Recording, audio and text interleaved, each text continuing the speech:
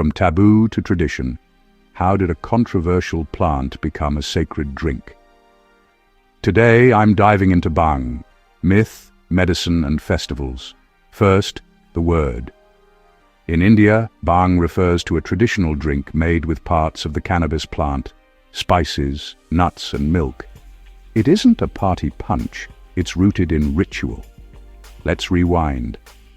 In Hindu mythology, the gods and demons churned the cosmic ocean to extract Amrita, the nectar of immortality. Legends say cannabis emerged from that divine turbulence, a gift to cool the god Shiva's fiery throat. That's why Shiva is often called the Lord of Bhang, symbolizing ascetic calm and cosmic detachment. By the time Ayurveda, the classical medical tradition, was being compiled, and in the Atharva Veda, later pharmacopoeias, recorded cannabis among many botanicals. Healers described it carefully, useful in controlled contexts for appetite, sleep or pain. Yet not a casual herb. Balance was everything.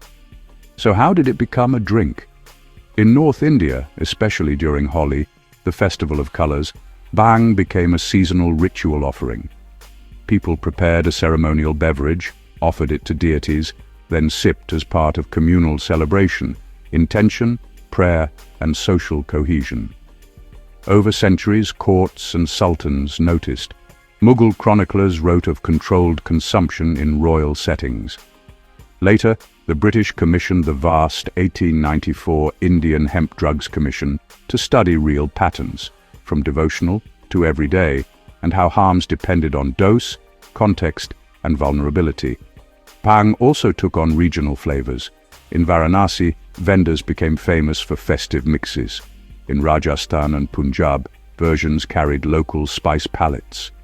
Across temples, sadhus folded Bhang into ascetic practice, meditation, mantra, and discipline.